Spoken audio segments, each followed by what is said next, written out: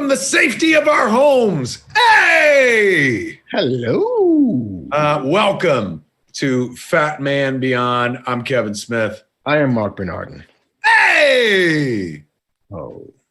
How's everybody doing this fine evening? I mean, you better put on a happy face, Mark. It's stand up to cancer night. It is 100% stand up to cancer night, and my face is as happy as one face can be after digging through a garage to put up a Christmas tree and excavating all of that stuff. Because, you know, every year you bury your Christmas tree way deeper into the garage than you should.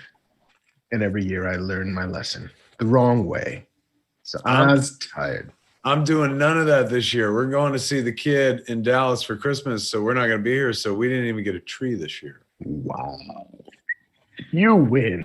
It's crazy. I mean, I never thought I'd become such a fucking Grinch in life where I'm like, bah humbug, Christmas tree. But the thought of, you know, and I don't even do anything. All I do is go to the lot, pick it out, and somebody brings the tree. And then Jennifer hangs the lights. And then I hang a quarter of the ornaments, and then that's it. But still, I'm used to like 2 decades almost in this house of Jennifer like being like, I hate the fucking lights and I always have to do the lights by myself. Nobody ever helps me and stuff. So this year I'm like, you ain't got no lights to do, man. We're off. Like we're going to Dallas. And then just earlier today, Jennifer was just like, I miss decorating for Christmas. And I'm like,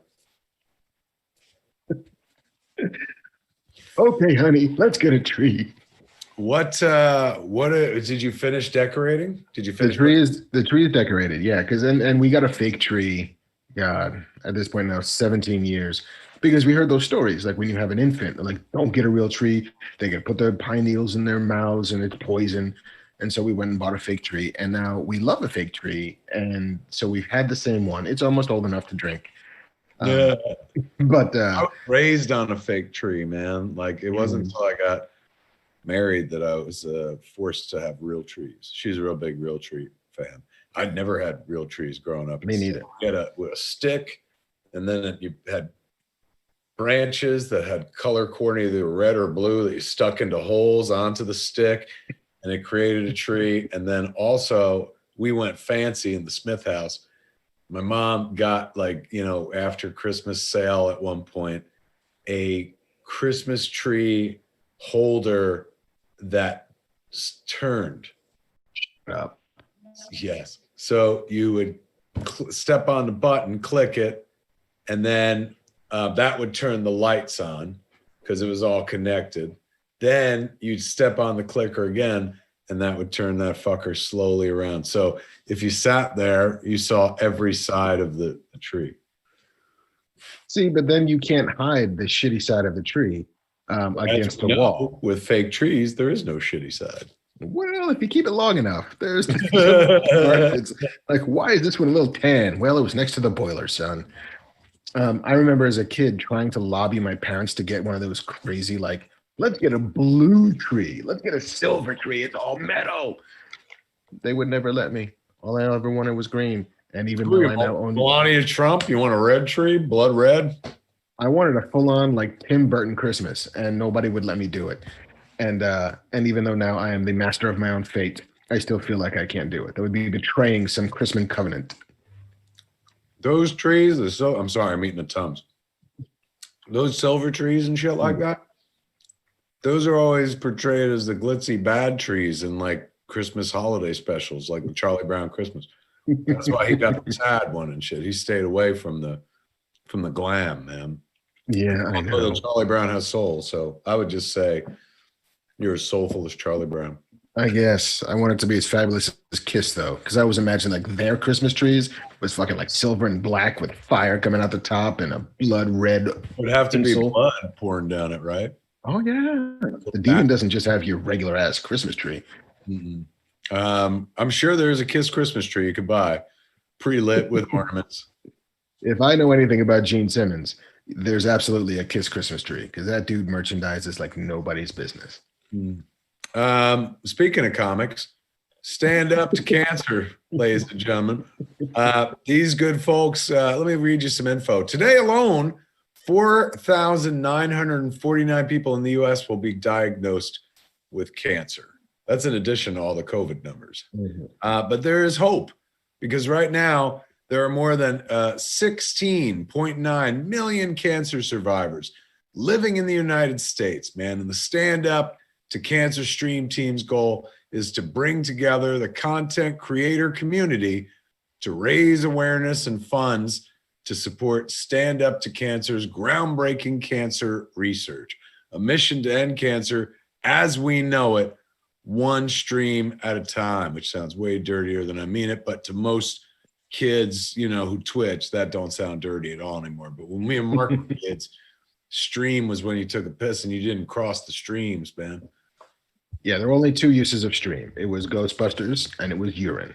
There you go. Stand Up to Cancer now has 1,950 scientists involved in current or past research funded by Stand Up to Cancer. 9 cancer therapies approved by the FDA, developed with support of Stand Up to Cancer research and collaborating with over 210 institutions. Stand Up to Cancer has raised over 600 million. Yeah. 600 million dollars, just in case you were like, million what, hot dogs? For innovative cancer research, man.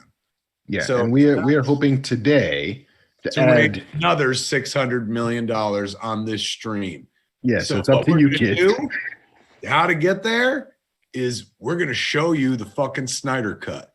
Okay, man, we're showing you the Snyder cut now, man. Mark's got it. He's going to play it on his iPhone, hold it right up, and you're going to see it. And I just want that money to come rolling in, man. 600 million by the time we're done. We do not have a Snyder cut to show you, ladies and gentlemen. No. But we're hoping that to raise a little money with the stream tonight. So no other sponsor. It's just us helping out the good folks that Stand Up to Cancer, who are helping out people all over and doing the Lord's work. So how do they donate? Oh, I know. There are links up on the screen, though. I'll jump in on that. I know how they donate. That's awesome, man. In the description of, if you're watching on YouTube or Facebook, in the description, you can find a link. And I'm also periodically posting the link in chat. And if you've always wanted to be on Fat Man Beyond, but never made it to Scum and Villainy Cantina, if you donate, you can see your name shows up on the screen. So that's an easy way for you to get a cameo on the show. And Ross McCartney just donated $20 to fight cancer. How do you know that? Because I see it on the feed. Look at that. Well, how about this, man? Whoever gives, look, everybody give. That's awesome. Periodically, JC will pop in and tell us like who's given, right? JC, can you be our tote board? Can you be our... I Jason, can. What we're doing? Well, we've got these people, blah, blah, blah. I can jump in. We've got a lot of people so far. So I'll pick some of the bigger donors throughout the night and can pop in and give them shout outs. Not to say that we don't appreciate the little donors. As JC was saying right before we started the show, if everyone on the stream tonight gave 50 cents, we'd hit what we feel our goal is. We're going to try to pull in $2,500. That's what we did for Bink months back when we did a stream. To support comic book stops. Yeah. So how about that? We'll put a loose goal of $2,500 for tonight. $2,500 for Stand Up to Cancer. Who's going to do it if not you? Who's going to do you? You, Lieutenant Weinberg, you want me on that wall. You need me on that wall. All right, so Stand Up to Cancer is who's well, they're not sponsoring the show, but no, we're doing the show. Feels like this show is for them. This is all for them, man. This is for the Stand Up to Cancer. La la la la. All right, throughout the night, JC will pop in, let us know how we're doing there, total wise, and the big, the generous gifters and stuff like that. Anybody who gives is generous. But before we get into the news, whatnot, Yep. Did you get your copy? I did get my copy. Yes. This, ladies and gentlemen, is Smartest in Residence. It is the new book by that young gentleman, Nate Gonzalez. And if you're like, well, he looks familiar, that looks familiar, is because Nate is the gentleman who's responsible for all the artwork that sells all the shows we ever do. I have this on a shirt.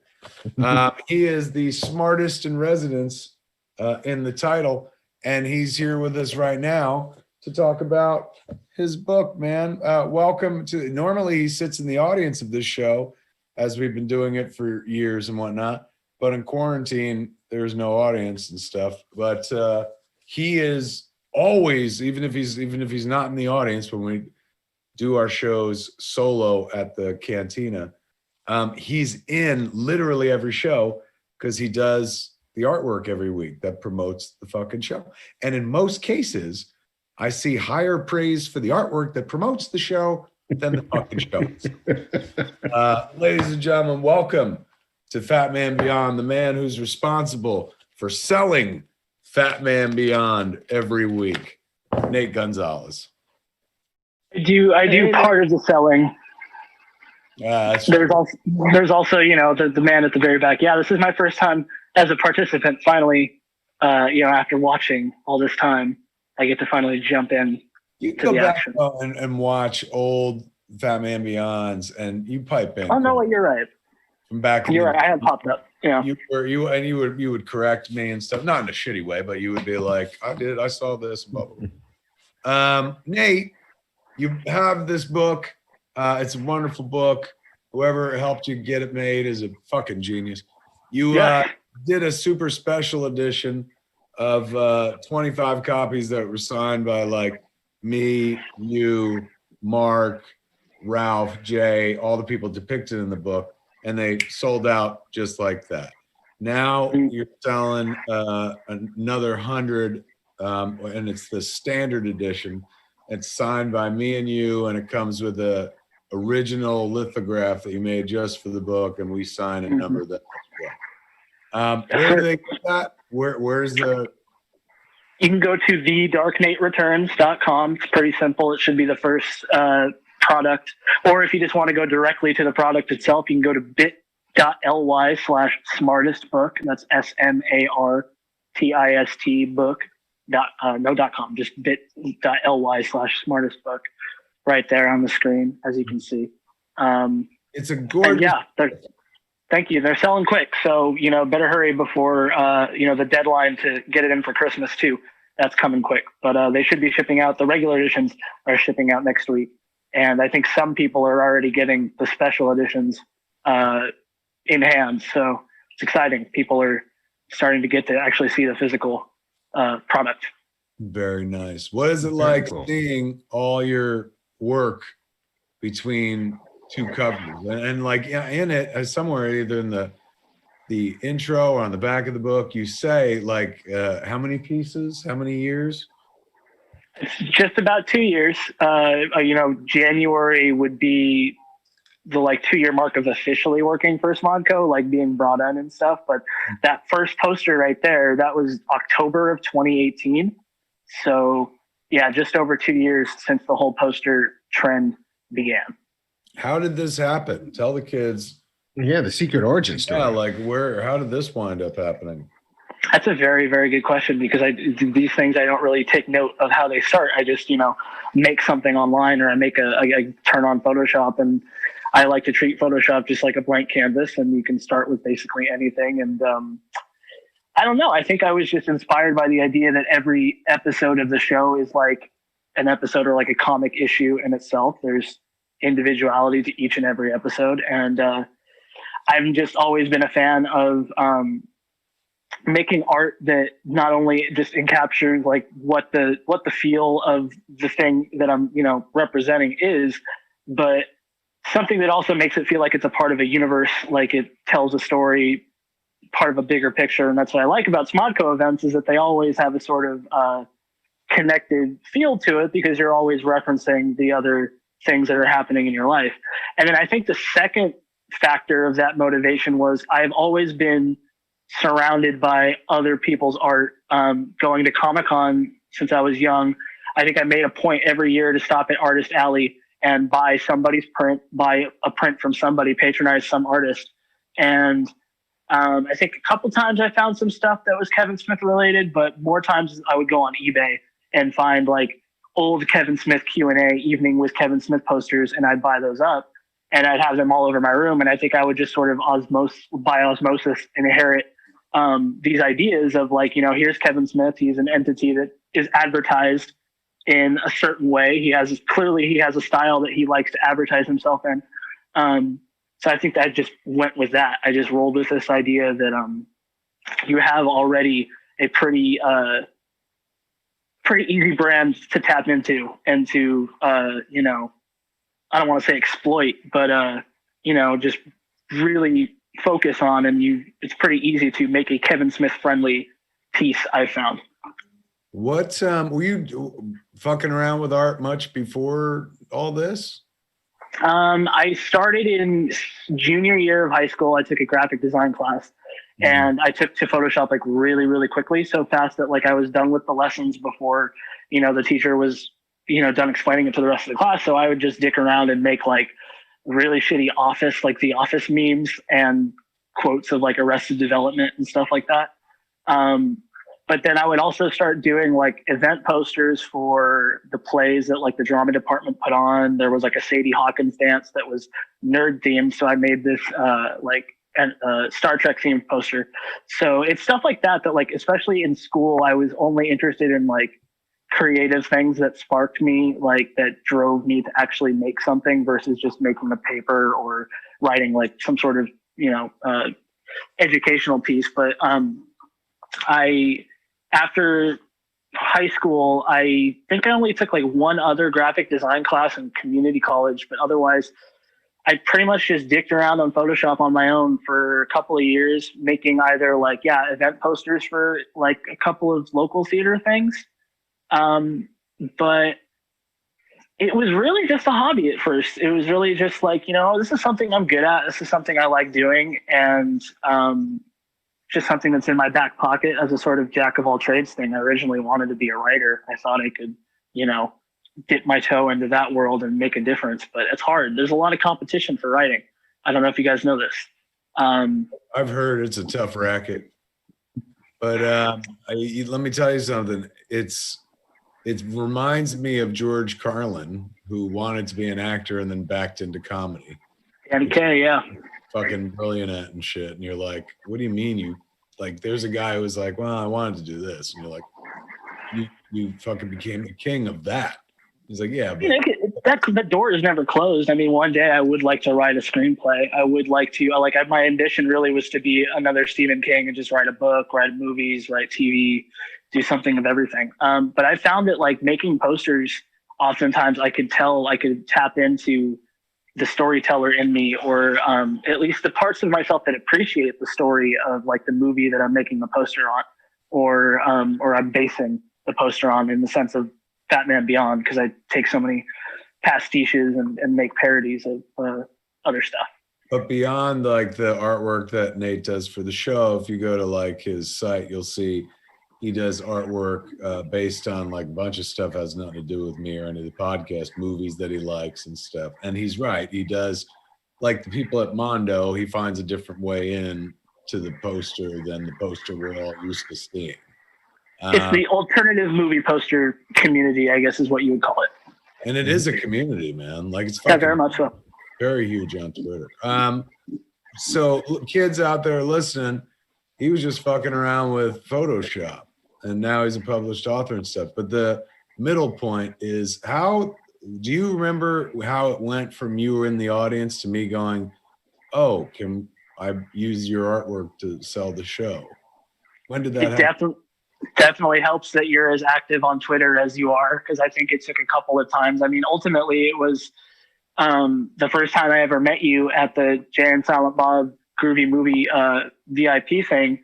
I wasn't even I was barely a digital or graphic artist at that point. So it wasn't really until I think a year or two after that I started making art related to you.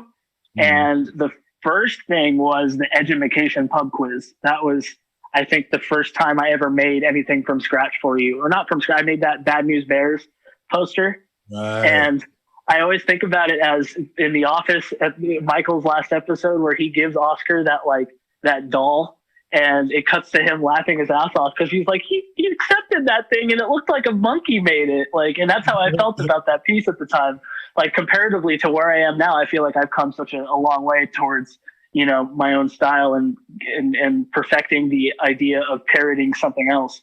But yeah, it was the pub quiz that I think I did a lot of the earliest art for, and then that got me into the Fat Man door. And then I think it was just hanging out at the alleyway after the show.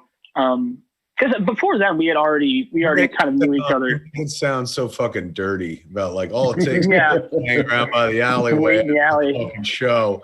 These two get off stage, they're looking to wind down. They're looking to unload. Do you need a Take a load poster? off, Danny. The point here, kids, is talent outs. You know, Nate was always a wonderful member of the audience, but like, you know, suddenly he had this hidden flair, or more importantly, he had this thing that could be exploited, as they say, where it was like, oh my God, fucking, I need art. I'll pay you for fucking art and shit like that. And it's been a mutually beneficial like relationship. I've, you know, I when you're an entertainer, I read a lot of people or see people go like, oh, I hate watching my shit. I don't know if I buy that, man, because like you can't be in this business without like a degree of self-love that's unnatural.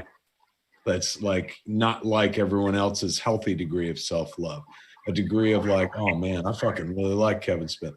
So when you see yourself rendered, like, you know, it's still flattering. I don't know who doesn't get flattered by that. And you render me and my friends in fun, engaging, fucking catchy ways. Like if I wasn't a watcher or you know, a host, if I wasn't a host of fucking Fat Man Beyond and I saw that artwork, like that would make me tune in. I'd be like, that's fucking, I don't know, it's got something. And it's very identifiable now.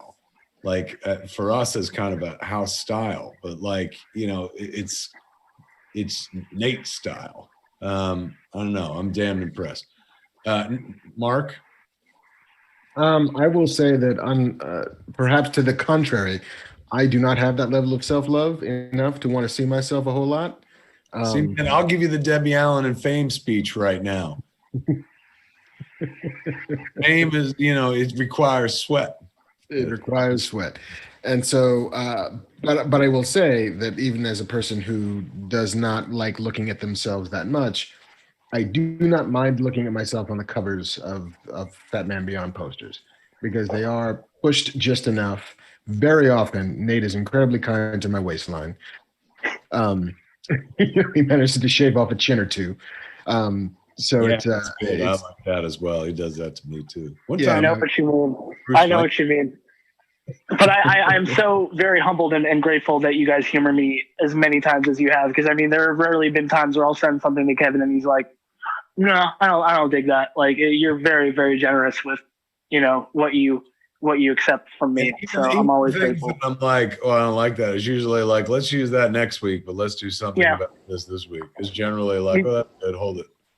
And you have great detail. Like you have a great eye for detail too, especially when it comes to like, you always give me like ad copy notes about, well, let's move the text down there or let's make it smaller.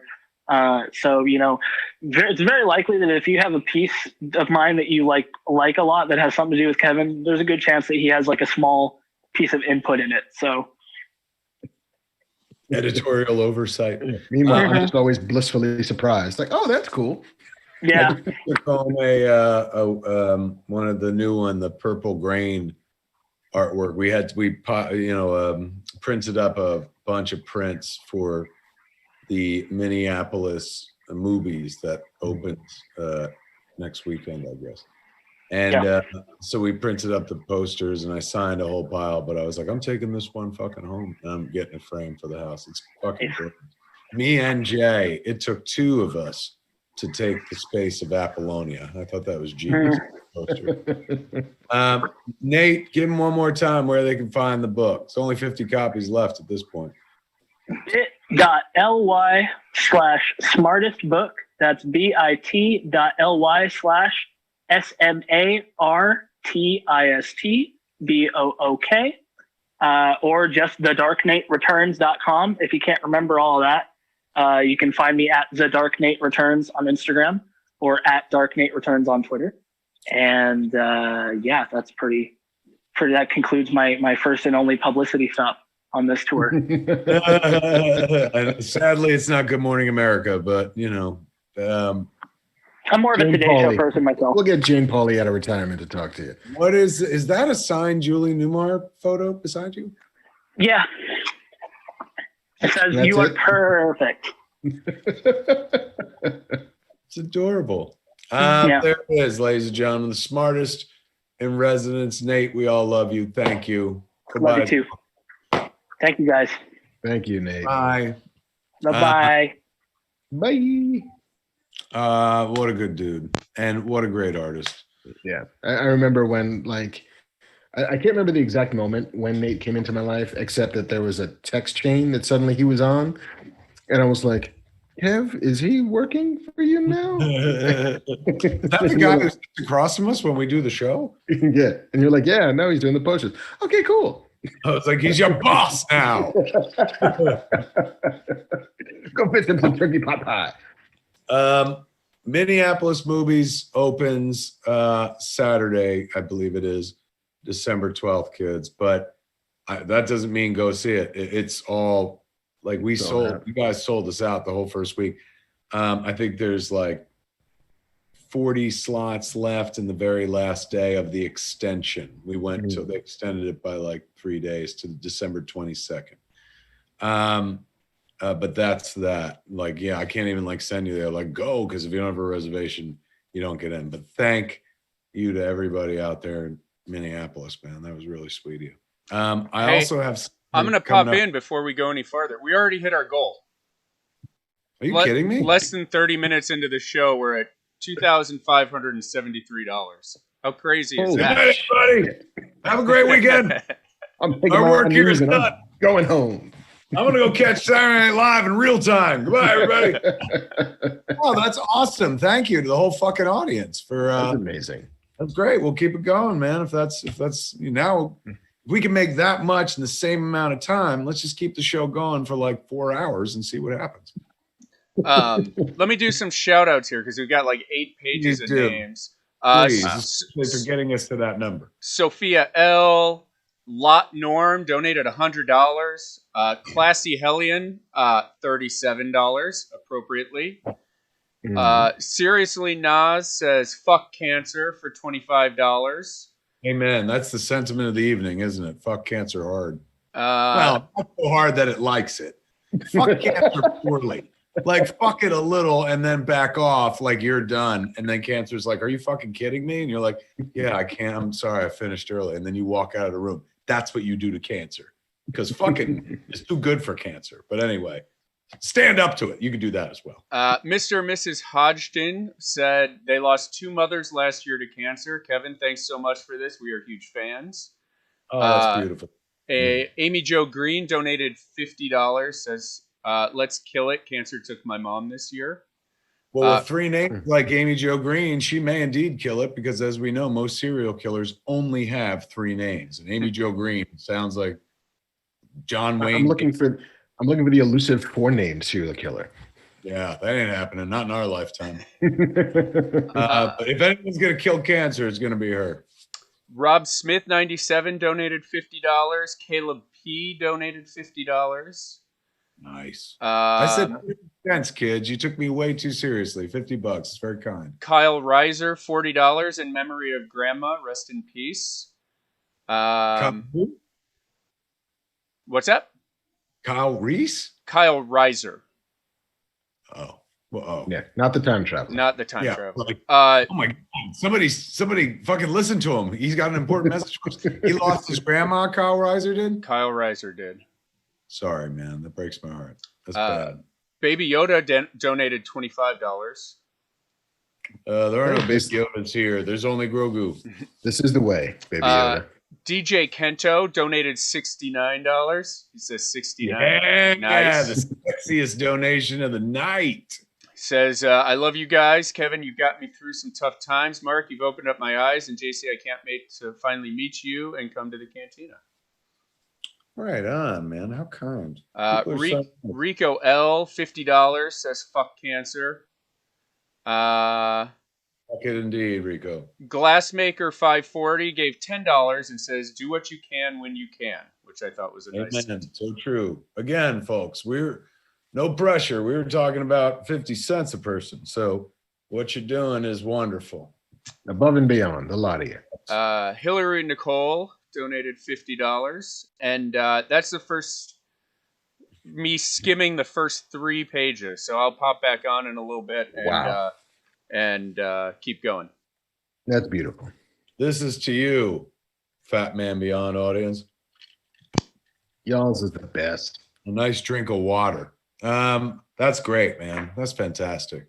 I like that people put up their stories too. I mean, I'm like a story guy, so it's one thing to just put up a donation. It's another thing to be like, here's my money and here's why. Like, oh, I love that shit. I am doing something tomorrow night. Online, I got 2 things coming up. One is, I'm busy. So I'm quarantine busy. One is tomorrow night. There's a screening of Freaky, the Vince Vaughn movie, that I'm going to be doing a watch along on Twitter. I think that's it. Is the time listed there? I think it's 5 o'clock PST, 8 o'clock EST. I watched the movie today. Fucking fun, man. Yeah. Was it a Freaky Friday kind of thing? Like they're not even trying to hide it. Absolutely. The working title was Freaky Friday the 13th. Nice. So they eventually just went with Freaky. But the guy who directed it is Michael Landon's kid. Yes. Isn't that weird? I was like, because I'm like, this is fucking good, man. This is assuredly directed. Who fucking did? What kid did this? He's not a kid. He's fucking older than me. It's I think his name is Christopher Landon. JC, can you check on that? I'm pretty sure that's the name. Chat but says it's Christopher Landon. It's Christopher. I looked him up, and he's Michael Landon's youngest kid. Isn't that crazy? Wow. The Highway to Heaven. Yeah, he wrote Disturbia years ago that Shia LaBeouf was in. And then he's taken a directing lately, writing and directing. He did Happy Death Day. And Death Day 2, which apparently they had senses of humor to them. I'm going to watch Happy Death Day tomorrow because I thought Freaky was fucking fun, man. I enjoyed the shit out of it. And it's like, it's because it's a premise like I was telling my wife, and she's like, I'm not going to watch that. And I was like, all right, I'll watch it by myself. And I did. And I was like, you missed out because it wasn't what you thought it was. Like, it was adorable for a fucking bloody movie. And it was fucking bloody, man. Like, he's got 5-6 kills in the movie, which are straight out of like, Friday the 13th or fucking Halloween, like 80s gory. Plastic, what looked like practical effects. If they weren't practical, boy, they're fucking even better than I thought. But he killed people. But he wasn't afraid to kill people all like fucked up and fun and shit. And the whole thing's got like a sense of humor to it. It's really well done, man. So anyway, we're going to do a watch along tomorrow night at 5 on Twitter. Join us there. And then I don't know when this airs, but on Monday, me and Danny Fernandez, Danny, who was with us on the Crisis Aftermath show. Yeah, she co-hosted a Black Man Beyond with me. Yes, and that as well. And she's got a life beyond us, of course, but that's just the audience here. We are just holding her star down. Totally. We've been holding her back. Now you're going to watch her rise, and I'm going to be right there when it happens. We're co-hosting the Critics' Choice Super Awards, I believe it's called. Is that the title for it? Sounds about right. Let me just double check. But it's an award ceremony from the People's Choice or Critics' Choice, not People's Choice. Hold on. Critics, not even Critics' Choice. Jesus, I'm getting it all wrong. Critics Superhero Awards. We shoot that on Monday, me and Danny. And I'm not sure when it airs, but when it airs on CW, Critics Superhero Awards. So it's exactly that. It's the genre awards given by critics, but not to That's like cool. the normal fare, specifically to genre, elevating genre stuff. Really kind of sweet idea. So Man, we'll be posting. Go ahead. I wish that existed when I was still a critic. That sounds awesome. I wish it existed when I was a fucking kid, man. Just to be able to like one award show I wouldn't have been dragged to as a child in front of the parents. Like the Golden Globes are on. I'm like, oh, who cares? We're never gonna see Darth Vader. We're never gonna see David Prowse. Sadly, we're never see David Prowse again. I'm sure he's in our news tonight, isn't he? That was last week, sir. Oh my God. Fucking I've lost time. God, has it already been a week since David Prowse passed away? It was Monday. We did a show Monday night. Yeah. Oh, that's right. It's been a short fucking week. All right. So yes, I'm not sure when the Critics Superhero Awards are not my title are airing, but we're shooting them on Monday. Very cool. So that sounds fun, man. Yeah, it'll be interesting. What do you got going on? Dude, not much of anything. You know, it has Mank. No, is Mac good? Here, I'm gonna read you my favorite moment in the movie, favorite line in the movie. So there's a moment where Louis B. Mayer, I think it is, excuse me, is walking with Mankiewicz down the lot. He's like, walk with me. And they go walking down the lot at MGM. And he's just holding forth as a studio head. He says this line, ready? This is a business where the buyer gets nothing for his money but a memory. What he bought still belongs to the man who sold it. That's the real magic of the movies, and don't let anybody tell you different. Yep. You know you want to watch that fucking movie. I know I want to watch that movie. No, what I'm saying? It is honestly, if it doesn't win best screenplay, there's no justice. It's insanely well written. Feels like a spiritual sequel, as you would imagine, to Citizen Kane. Incredibly shot, insanely well directed. Fucking score sounds like a period score, even though it's composed half composed Reznor, right? By Trent fucking Reznor and Atticus Ross. The cast is top notch. Like it's a great fucking journey. But the only downside is instantly it makes you want to watch Citizen Kane. That's not really a downside, but I've seen Citizen Kane. So it was fucking good. That's worth watching. But you suggested something to me last week. What was it? Because I think I watched it. Wayne? No, but I just watched the trailer for Wayne today, and I showed it to Jen. She's like, I'm not watching that. I was like, I'll watch it alone. There was something else that you liked and gave a shout out to. Queen's Gambit? Well, we had already talked about that last week. I forget what it was, but I did watch something this week that was at your behest or at your suggestion. It turned out to be good. I don't remember what I said. My suggestion to you is Mank. I'm telling you, you'll really dig it. Like the writing is crisp. I feel like it's going to be like a Citizen Kane Mank double feature, because it's like I've seen Citizen Kane a few times before, but it's been probably about 15, 20 years. Yeah. So I'm probably long overdue a rewatch. The thing I'm crazy curious about, and I never thought I would say this, but did you see the trailers for the Godfather Coda, the death of Michael Corleone? Francis Ford Coppola went in and like recut Godfather 3. Yeah. And talking about doing it. There's a trailer for it already? There's a trailer for it already, which, granted, there's no new footage. It's not like he assembled the cast again at great expense to Paramount for a $70 million reshoot of The Godfather 3. But, there was an intro from him. Release the Coppola cut? It's Coppola's all about the Coppola cut. But yeah, there's a little intro from him on it, just talking about we always envision this as less a Godfather 3 and more just an end to the story of Michael Corleone from Godfathers 1 and 2. Like, it's not really supposed to be its own different adventure. And so he recut it. He, like, I think they might have rescored parts of it.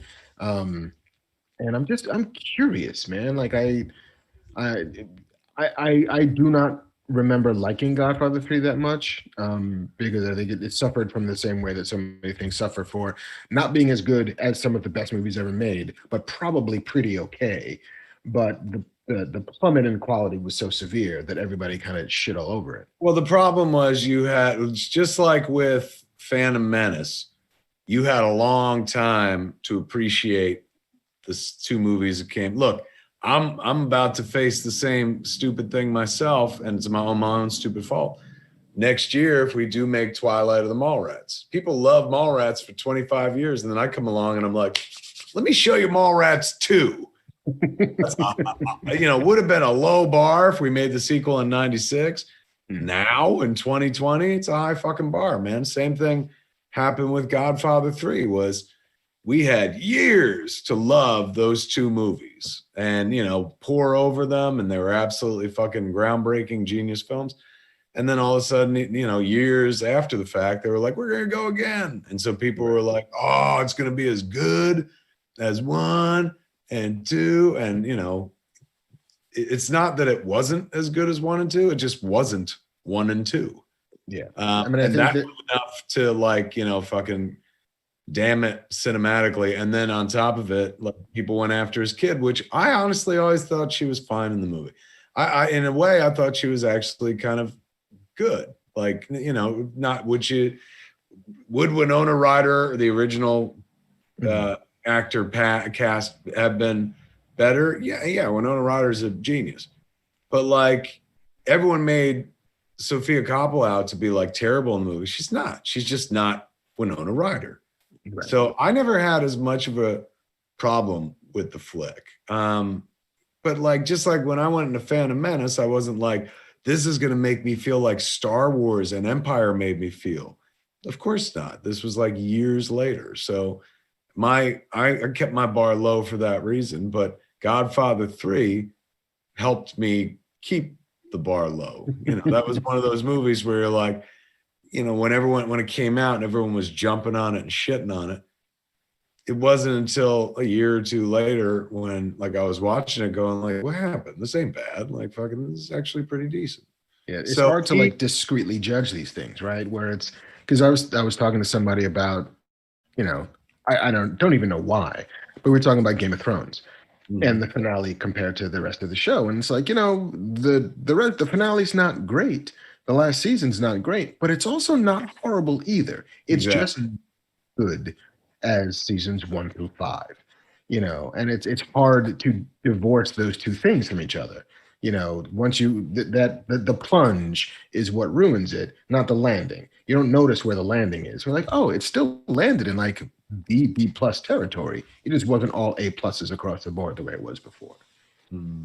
Excellent. This is fucking brilliantly put, sir. I've got some Godfather 3 knowledge gossip about why it ended up the way it did. I believe that Walter Murch, who was the editor on the Godfather movies and The Conversation, he was Coppola's editor, wrote in a book 20 some odd, 30 some odd years ago that the movie was supposed to be initially about Robert Duvall's character.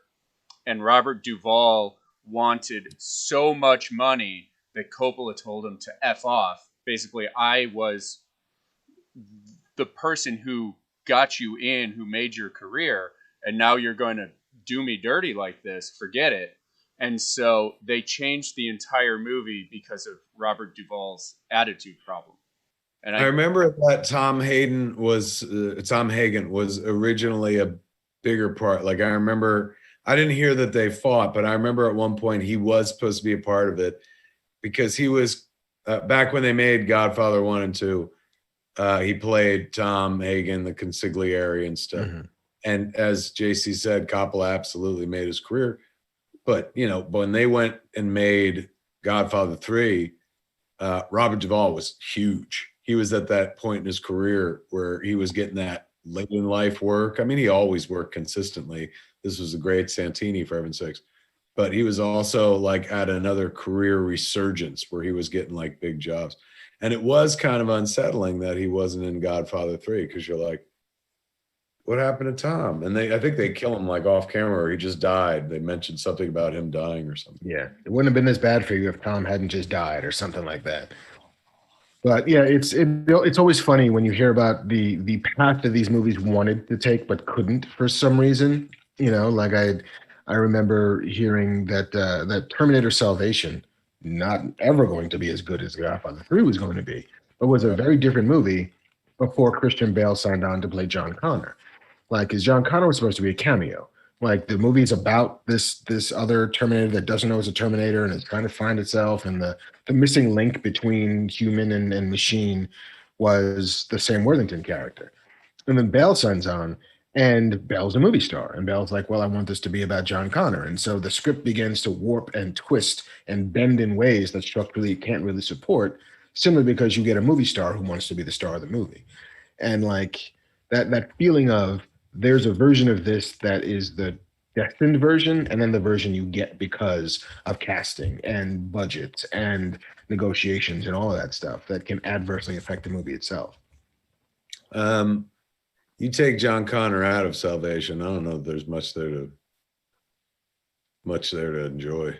Yeah, I mean, I don't know, but I think that it's definitely an You're absolutely right. I agree with you, though. But by him coming in, they were like, "Oh my God, now we can beef up this part."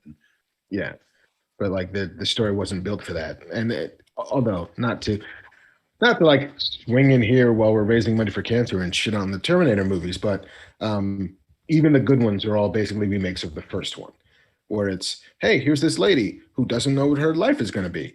Oh, here's these things who come back from time who tell her who her life is going to be. And Terminators fight each other. And a rebel guy from the future comes back to the past because he has a personal connection with the protagonist. Like, it all works, but it's all the same thing. That at least would have been different. And still was different, but not.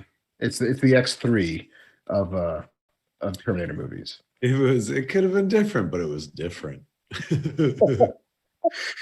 That's different. Yeah, a little strange. Not that strange. All right, shall we dive in? We can dive in, man. And there are two stories that feel like Mr. Mark Bernardin over there, he's the newsman. He's about to give you the news, man. Pull down your news pants because you're about to get news slapped across the ass by Mr. Mark Bernardin. Do we want to talk Mando first, or do we want to hop right into news? Because let us talk fucking Mando, man. Like, this was a huge episode for so many reasons. Both just as a Star Wars fan and personally as well. The return of Boba Fett, and not just the return, but ladies and gentlemen, have you met Boba Fett? They finally, same way Rogue One showed you the best Vader you've ever seen. Mm-hmm. Mandalorian just showed us the best Boba Fett we've ever seen and shown why he's a galactic badass. I mean, all that faith has been rewarded, that anybody all these years carrying a torch for Boba Fett was just like, I knew anyone with a Boba Fett tattoo right now is wearing it a little more proudly. He just fucking kills people with gaffy sticks and goes just fucking crazy wearing his armor. And man, you know, he's got old man punch to him, which was pretty damn I was so happy about that. Great, Fat Fett gets his armor back on and just a little bit underneath there. It's like, yeah, I pulled on those pants that don't fit before. I feel you, Boba.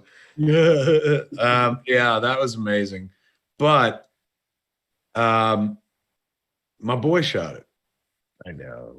I'm so happy. Kid Dave Klein, baby Dave Klein, the kid who shot Clerks all those years ago, Mallrats, Chasing Amy, and then Clerks 2, Zack and Miri, and Cop Out with me. He's done many, many things. He did Homeland for almost this entire run, and True Blood and stuff like that. But there he is shooting Star Wars, from shooting kids in a convenience store talking about Star Wars to literally shooting fucking Boba Fett's return himself, man. Like, it was amazing. As I watched the episode, I was like, holy shit. I mean, I know what he's capable of. He's always been great. He did Red State. Red State's an amazing movie. As I watched it, I just like felt like giddy because I'm like, I know these, it's not very often you could watch your favorite thing and some of your favorite people aren't involved in it, at least not in my world. So it was really fucking sweet. That's back to back Clerks 2 refugees, Rosario in the last episode and then Dave Klein in this episode. And watching the kid get taken away by the dark troopers was fucking heartbreaking, but also the tragedy. At least there's some forward momentum, which I'm sure you might have something to say about. I was so happy that this episode ended with us not getting, who you should see, Mando, this name on this planet. And he says, okay, here we go. Onto the Razor Crest, and away we go. It was nice for the plot lines that we started to tease this entire season to kind of begin to come together. Like, all right, here's Moff Gideon. He's got a thing that he wants. And oh shit, Dark Troopers are coming here. And oh, the Jedi go to put him on the rock, the Sending Rock and the Seeing Rock, whatever. And he'll put his force out into the universe, and somebody will find him. Who's it going to be? I don't know. We'll find out later. But there seems to be a convergence of stuff and some progress of stuff. So that's right. They put the kid on the rock because that would beam him out like Professor X style. And some of the mutants would pick up on it. And then they stole the kid. The bad guy stole the kid and took off. So it's so weird. Like I'm a storyteller too, and I didn't even piece this together, and you just said it out loud. There's probably a Jedi coming. Yes. There's probably at some point, if I had to guess, episode 8 of season 2, a Jedi is going to show up. Who knows where? Do you think this season? Don't you think that's a thing that you could? I mean, because what episode are they on now? And when do they stop? This was episode 5 of this season, and I think they go 8. Right, JC? Am I right, or is it 4? Yeah, JC, where are we? Is it 6?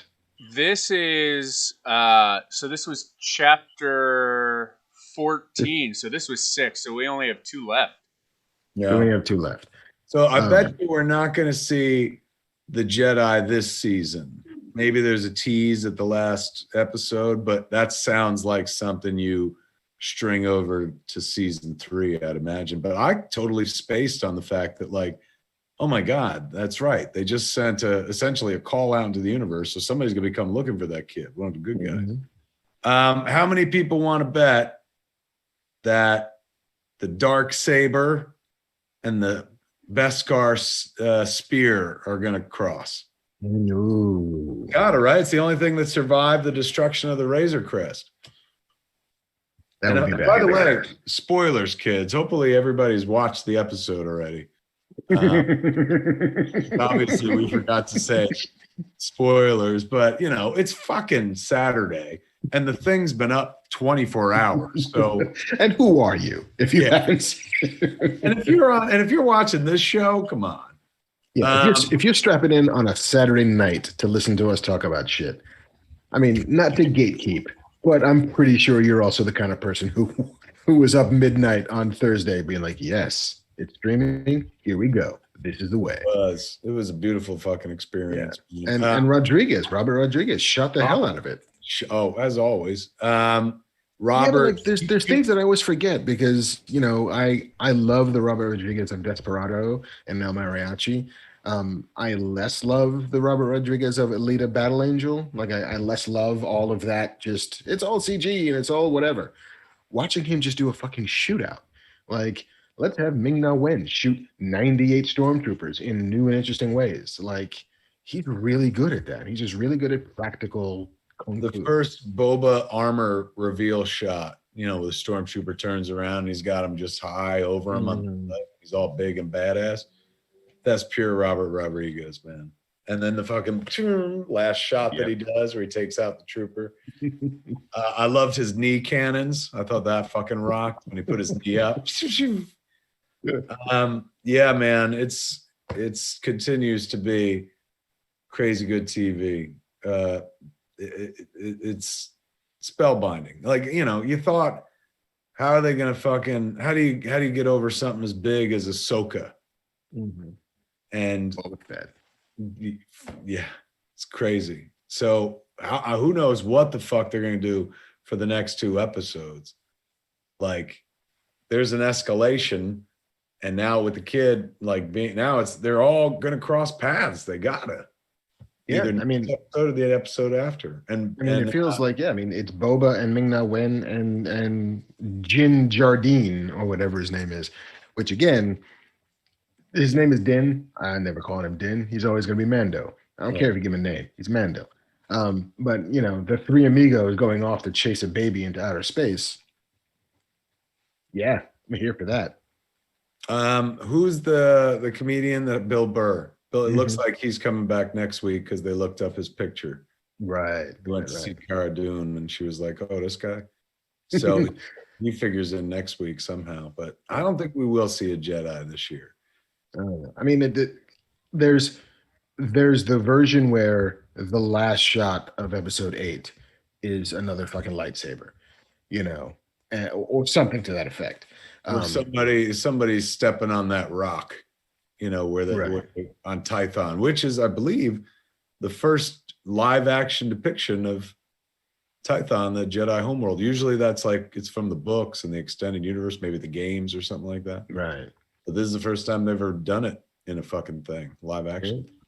So yeah, here's the end of it's the kicker into season 3, or it's a thing that comes deeper into season 3. Hoping you remember, and they absolutely can guarantee that the fans will remember.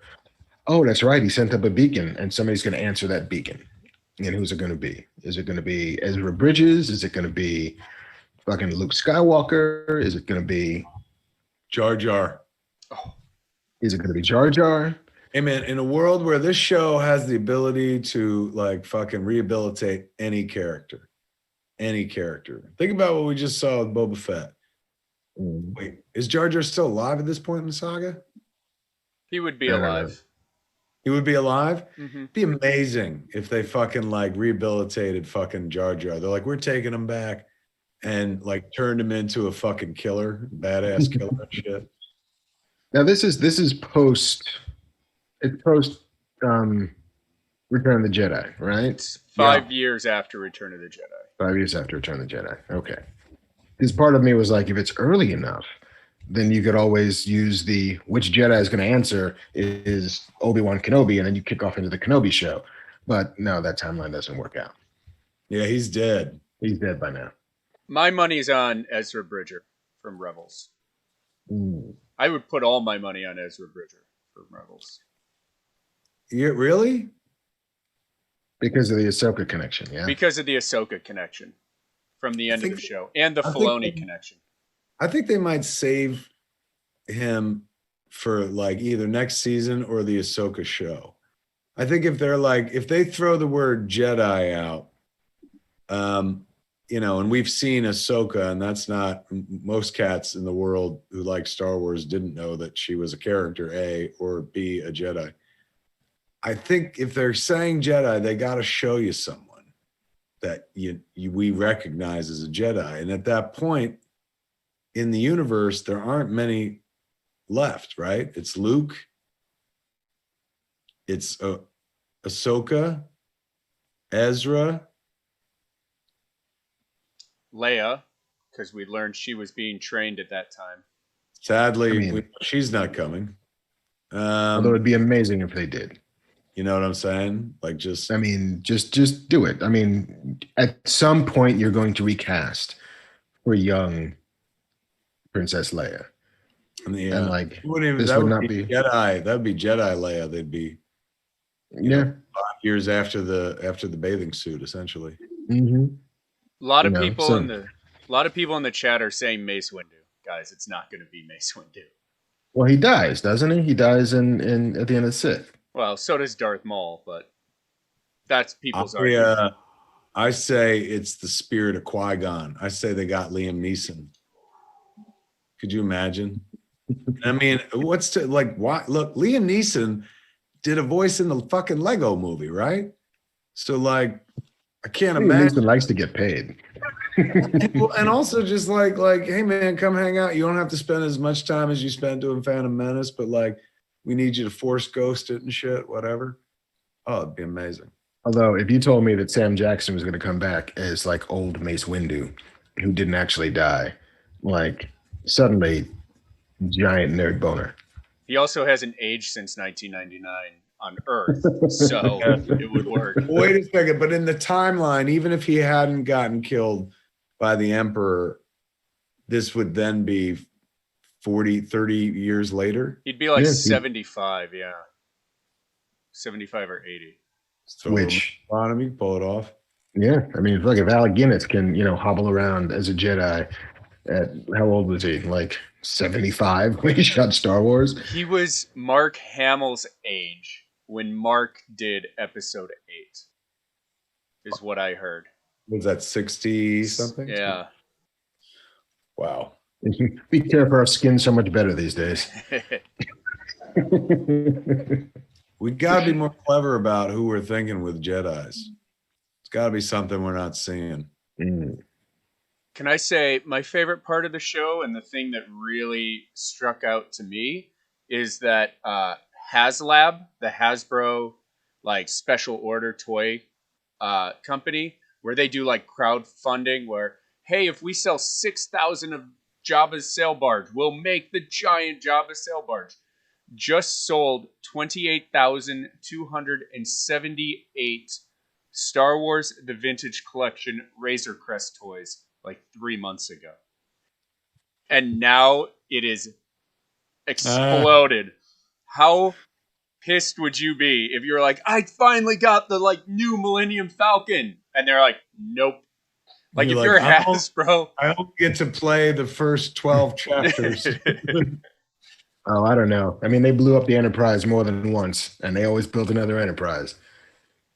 It's true. I didn't even think about the fact that like there's so much going on in that episode. They also blew up the fucking Razor Crest. What's he gonna do? I guess he's in Slave 1 for a while. But what happens next season? I guess we'll find out. Well, I'm telling you, man. Like here's Razor Crest 2, back from the dead, and then he just screws the ball right back on where it's supposed to be, and like here's the new one. How adorable was the opening where he kept saying Grogu, dope. Yeah. And he's laughing. Yeah, I just dug how much like this fucking kid knows his name, Grogu. Yeah, kid. Another amazing episode, and two more left this season, and then our world goes cold and dark again for a bit. Yeah, at least until January 15th, when apparently WandaVision is going to premiere. Is that when it starts? That's the rumor. January 15th. I'm in for that. All right, what news we got? Dude, the news of the week, bar none above and beyond, was Warner Brothers' decision to premiere their entire 2021 slate on HBO Max. This was news so big that we texted each other to be like, holy shit. Yeah, like, oh God. Like, I mean, we thought that there were going to be more things. And last week we were talking about Godzilla versus Kong. And, Warner Brothers kind of putting the kibosh on a big offer from Netflix to premiere it streaming on that service. And we're like, well, they're probably going to put it on HBO Max because Wonder Woman seems to be a thing they're doing. So why wouldn't they do that? Did not see it coming that they were just going to put every movie on HBO Max. How many movies? Let's see. At least 1, 2, 3, 4, 5, 6, 7, 8, 9, 10, 11, 12, 13, 14, 15, 16, 17 movies. So that's their entire 2021 slate. Their entire 21 theatrical slate is going to premiere on HBO Max, and it's going to follow the same pattern as Wonder Woman 84, which is you will get it for a month on HBO Max. But also it'll premiere theatrically as well. And it'll premiere theatrically wherever you can go to a theater. And then after that first month, it will pull from HBO Max and then go through the standard windowing to premium VOD to physical media before eventually making its way onto normal cable for free. You're about to see Suicide Squad, Dune, Matrix 4 at home. At home. And it is a massive kind of tectonic shift in the way we're thinking about streaming and theatrical. to the point where when the vaccine news broke, all of the movie theater stocks rose because it was like, oh, we got a vaccine. Maybe we'll be back by May, June of next year. So AMC stocks went up. Cinemark stocks went up. Everybody was feeling a little bit emboldened. And then Warner Brothers says, you know what? We're not sure we believe that. We're not sure that we believe that we'll be back in theaters in force. We're not sure we believe that internationally we'll be back in theaters the way we were. And so we're going to do this. And then all of those movie theater stocks start to kind of bottom out a little bit. And ultimately, again, like we talked about with Wonder Woman, this is a big ass marketing play to increase the subscription base for HBO Max.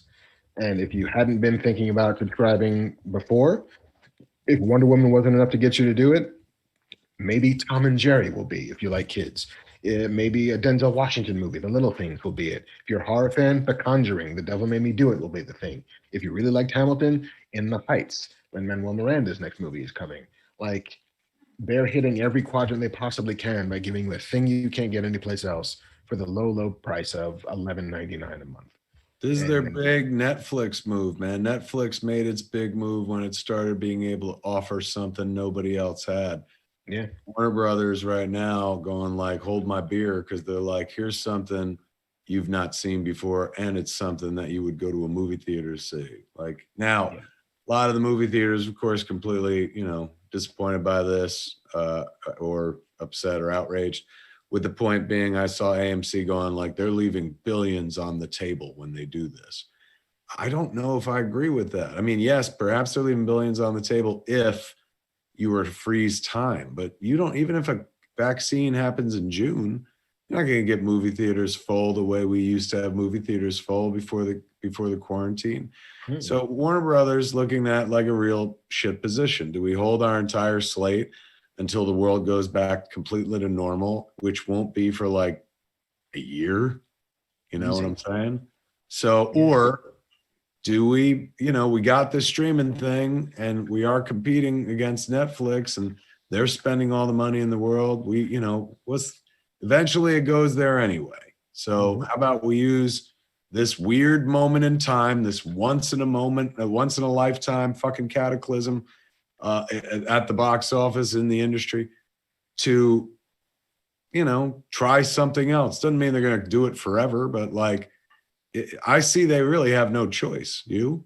Yeah, I mean, their press release puts it very well, where they said this hybrid model was created as a strategic response to the impact of the ongoing global pandemic.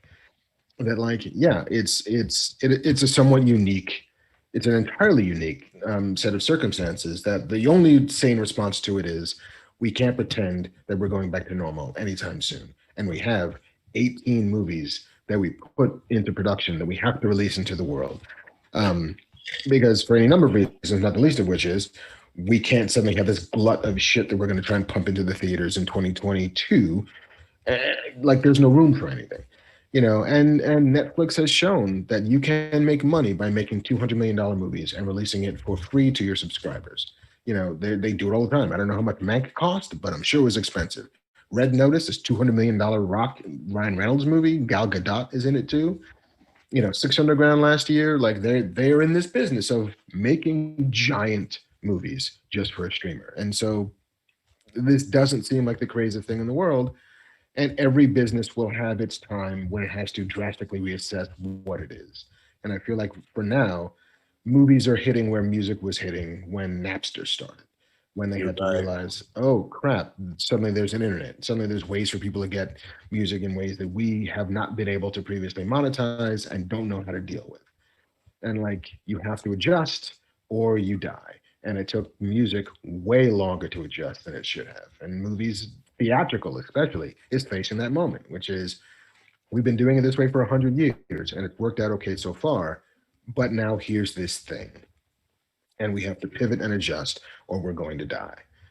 Or HBO Max, I don't think you could just like join the trial period and watch Wonder Woman and then drop the trial. Like, I think they're making you join up for a period of time. Can I take over real quick? I never do this, but I have to go to the bathroom. Okay, so keep going. I'll keep going. Yeah, I mean, Disney did that when they sort of disbanded the trial period when Hamilton started, because they were like, listen, we understand that people are going to do what they did for HBO for the longest time, which was, we're signing up for HBO when The Sopranos are on, and we're going to cancel as soon as The Sopranos is off, and we're going to keep on going. And so Disney Plus was like, you know what? No more trial period. Like, we at the very least got you for a month, and we will rely on the American consumer's inherent laziness, that they will forget to cancel after that month. And that kind of happens. And so I think that Warner Brothers is banking similarly on that same, weird eye off the ballness of the U.S. consumer. To like, yeah, we signed up for HBO Max for Wonder Woman. We're still doing it, and we get all these other things. That's not so bad. Now might be a good time to run through some of our donations. Yeah, let's see who else decided to stand up to cancer. Luis Torres donated $50 in memory of my dad. Boba Fetish, World of Warcraft, on Twitter, as he starts his last round of chemo. One of his friends donated to him. Noel Fisher donated 50. Todd Teal donated 50. Says thanks for all you guys do. Batman Ultra 7. Thanks for doing this. It means a lot. I lost my granddad and dog to cancer. Evan W. donated 50. Z donated 25, says seriously, fuck cancer. Leo Hale, just finished chemo versus stage 3 cancer. We can make it. Just keep plugging along. Keep your head up. Pat Dyer, cancer sucks, donating in memory of family lost and family and friends battling. Just found out one of my regulars is battling cancer. John Abarca, $50 donated. A lot of generous people on our stream. Joel Sampson, $50. Vincent L., huge fan of the show, glad to do some good. The Rosado family, $15. God bless, stay safe. All in the Addicted Gamblers podcast dropped $100 to fight cancer. Oh, thank you, fellas. Justin Morgan, $50. Let's see. Gil Martinez, $100. Lost my grandmother to pancreatic cancer. That's amazing. That's this. I am out of words for that level of generosity. Just and I empathize and sympathize so much with people who've lost loved ones to cancer. I'm blessed that that's never happened to me, but I have nothing but my heart is open for all of those folks. Yeah, my mom passed away from cancer 3 months after I think we opened Scum and Villainy. So yeah, she never even got to come see it because she was too sick. And I've told this story in person, but Scum and Villainy was conceived and announced I think the week before my mom got diagnosed with lymphoma in her brain. And so that was building that bar and coming up with how we were going to do it was done from a hospital room in Chicago, Illinois with my mom. And it was fantastic because it gave me something to do while I sat there. And I mean, my mom just got sicker and sicker, and it was tough, and it was also tough to basically move away from my life here. But it's a terrible thing. And it's incredible that everybody is so generous. I think it's an easy, nobody loses when you donate to cure cancer. I think that's the villain that we can all be superheroes to fight. Yeah, for sure. Cancer is the Nazi of diseases. It's probably incredibly glib, but it's also, we can all agree, cancer sucks, Nazis suck. Jeremy Wine, I'm in a good mood. Have some more. Fight cancer money. Another $100. Jesus, Jeremy. Jamie Cat Ears, Cat ears, $100. No, Jamie. Cancer can't be bargained with, can't be reasoned with. Kyle Reese. Let's see. John R. 25. I lost my best friend at 22 years old because of brain cancer. He loved Kevin's films. Thank you both for this. Jay Duchesne says $50 for Pops.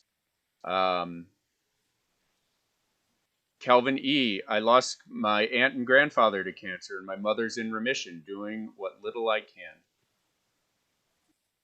You guys are doing amazing. It's more than a little, for sure. And it's, I mean, it's incredible. We're at, let's see, $4,331, which is awesome. We may double our goal. That's unbelievable. You guys rock. Let's see who else we have.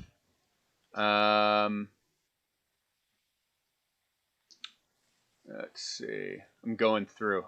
We have 10 pages of donations. Bill Esposito, $50 in memory of Liz Adams. Gloria, for my dad, lost him 10 years ago in September. I hate cancer. Franz G, $100. This is the way. Mark Anthony Sepulveda. My sister died from it. Then my older brother had it. Then my other sister had it. Then I had it. Fuck cancer, dude. Yeah. My best friend lost his mom last year to cancer. He was just diagnosed with the same cancer as her. Fuck this disease. $100 from Kevin Fandry. Sherry donated $5 as a 5-year cancer survivor. Nice. There's stories you love to hear. Welcome back, sir. I guess I can just play off the fucking absence. That hummus went right through me. That's all I'm going to say. Sorry, kids. We are now over $4,600 raising money to stand up to cancer. Oh my God! I'll go to the bathroom again if it helps. I'll do it on camera if it'll get us to 5,000. What else we got? What's in the news? It seems as if, in addition to sort of unzipping their fly and showing off the entirety of their 2021 slate, the Snyder cut is coming potentially earlier than we thought it was. There was a blog post published by Warner Media's CEO, Jason Kilar, who was talking about the future of HBO Max. And he said, there's so many amazing HBO original series and Max originals I'm excited about. A Tiger Woods documentary series, Steven Soderbergh thing, and then this little thing called Zack Snyder's Justice League coming in a few months. In a few months doesn't seem as if it's October. That's a few to him. It's unclear, but it seems as if it's coming potentially sooner than we thought it was. And then again, apparently Zack has gone on record saying that the reshoots will only constitute about 4 minutes of new footage. Yeah, so there you go. I mean, there you go. Plus, the rest of it has been assembled for a while, right? Right. So, it seems as if the bulk of the work was rendering CG, kind of recutting, recoloring, color grading, all the stuff. Putting his footage back in, taking Joss's footage out. Right. So it's mostly, post-production work more than it is actual new production work. I think it's actually, it's more old production work than it is post and new production. Like, his cut represents all the shit he shot, which they didn't use, which apparently is enough to turn it into a 2-parter. Yeah. So maybe April, maybe March, maybe May, but it seems as if it's the front end of the year and not the back end of the year, which, in addition to this bounty of Warner Brothers goodness, not the worst thing. This is how I don't know if they beat Netflix, but this is how they become neck and neck with Netflix, man. Who would you say the top streamers are right now? Netflix, then Disney Plus? Netflix by a relatively wide margin. Netflix is somewhere over 200 million subscribers. Worldwide, Disney Plus, I think, is only domestic. But I think they're somewhere around 50, 60, 65 million. And Hulu is America only. What about Amazon Prime? Amazon Prime, I'm not sure. Prime Video or whatever. Yeah, like it's odd because the subscribers to Amazon Prime get the video, but they're not subscribing specifically for the video. Right. So the Prime consumers that's a massive audience, but I don't know the percentage of those that actually use the video service regularly. HBO Max apparently has only 8.6 million accounts activated. There are another 28 some odd million not switched on, even though they have HBO Max access because they're AT&T customers or Right. they're HBO subscribers.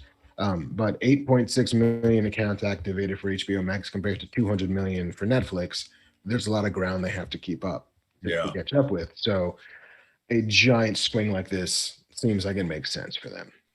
And I don't know if it makes sense for them, but it's fucking sure good for us. My God, man. I know some people are like, don't you want to see this on a big screen? I mean, in my case, I will watch it on a big screen. I have a very large television, 103 inches.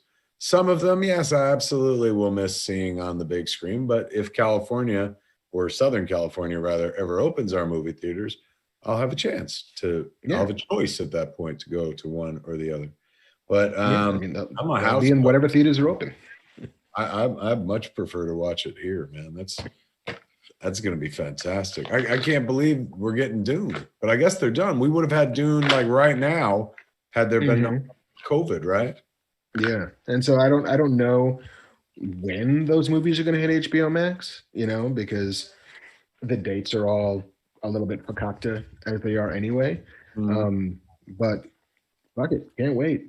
And I think what I want as a movie going experience is I want to sit in a packed movie house and watch a movie on opening night. And I don't know when we're going to get that again. I see a version of the matinee movie experience where it's like, oh, hey, it's me and like 6 other people in this theater. Also not bad. Also known as the Kevin Smith movie experience as well. You do 6 other people in a movie theater. Not bad. I've seen some of my favorite movies with 4 other people in the house. But like, if I'm going to go see Black Widow, I kind of want to be there opening night and have that feeling of opening night. And I don't know if you're going to get that until 2022. At least not for me. So might as well enjoy them at home. Indeed. I applaud them. Thank you, HBO Max. I know some people. I wonder what Chris Nolan thinks. We should ask him. Yeah, there was some. Everyone always wants to know, like, because he's you got to see it in the theater. So I wonder if he was mad at them. He probably is, because it seems as if the Grand Tenet experiment failed, which is he seemed good natured about it though. Like in the articles a couple weeks or a week ago, he was like, and he was actually he painted a good face on it, I thought. But I guess even he has to realize right now, as much as we all love the theaters, like, there's no romance or poetry or sentimentality that will prevent the fucking COVID from entering your lungs. So it's for a minute movie theaters not the priority and stuff. But I wonder if he is like, there's no choice. HBO Max, Warner Brothers really had no choice. What were they gonna do? Just sit there and fucking. Every time they put one of those movies out, like putting Tenet out, not only was the cost of making Tenet, but it cost them to market Tenet, which they did at full pitch. So, and their returns, as we know, were not nearly what Chris Nolan normally does and stuff. So that's with like one of their strongest weapons. So, they're not feeling like, oh, let's go into battle again. Let's spend bad money after good to try to sell people, come to watch this in a movie theater so we can make money the old-fashioned way. Like, let's use this moment in time to just pump this fucker up, man. Maybe we'll get 2 more subscriptions if they know they can watch the prequel to Sopranos, man, The Many Saints of Newark or whatever it's called. That's also one of the movies that we get to see. So yeah, I mean, it feels like Tenet was a necessary experiment. Like, The Jesus of 2020 films, man. It died for us. And yes, if we can be incentivized to stay home and watch movies and not go outside, I feel like this is also a net good for society. If there's things for us to do that is new and different without leaving the house. What other news we got?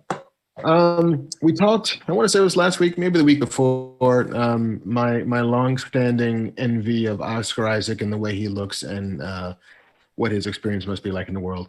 He is going to star in a new Sony video game adaptation called Metal Gear Solid. He's playing Snake Solid? Solid Snake. I was doing his name as, the teacher goes down the list. Snake, Solid. Is there a Balake? The egg showing mark. Could you tell that I don't know anything about this subject? It was a little bit, but that's all good. This is a video game movie? It's a video game movie based They on just the will not fucking stop trying to make this a video game into a movie. Has it been successful yet? Tomb Raider. Those movies did relatively well. Detective Pikachu. There's a handful of them that have done, okay. Assassin's Creed. No, less so. But yeah, Super Mario Bros. Classic. And now they're doing that game that you like. Last of Us. Yeah, that's as a series though. That's as a series. So yeah, I mean, this game has been in various iterations since '96. And it's always followed Snake, a soldier who infiltrates a nuclear weapons facility to neutralize the terrorist threat from Foxhound. It's this weird, insane, mostly cutscene built game that was one of the first to introduce stealth as a gameplay mode. What's exciting though is Jordan Vogt-Roberts, who did Kong Skull Island, is directing. And yeah, Sony is bound and determined to make movies out of their video games. They're making Uncharted with Tom Holland. They're doing this with Oscar Isaac. So yeah, fuck it. But it's Oscar Isaac, so I'll go. I want them to make my favorite video games into a movie. Yeah, NHL. No.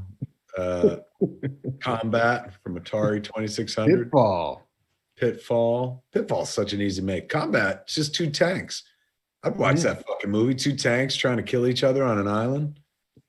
That would be badass. Brad Pitt was in a movie with one tank, and it was really good by David Ayers. You got two tanks in a movie. You got 2 times the movie that Brad Pitt tank. Just boom. I think he's hiding behind the wall, sir. He can't possibly be. No, I'm pretty sure he's hiding behind that wall.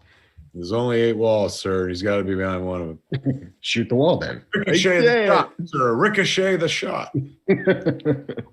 What other news? Ava DuVernay. Busy, man. Oscar Isaac, I mean, his fucking list of to-do shit is insane. He's in Scene from a Marriage opposite Jessica Chastain. He's starring in Moon Knight eventually for Disney. He'll be in Dune any moment now. He's in Paul Schrader's. He's going to star in and produce The Great Machine, based on Ex Machina, the Brian K. Vaughan book. And he's in Francis and the Godfather with Jake Gyllenhaal. That's right.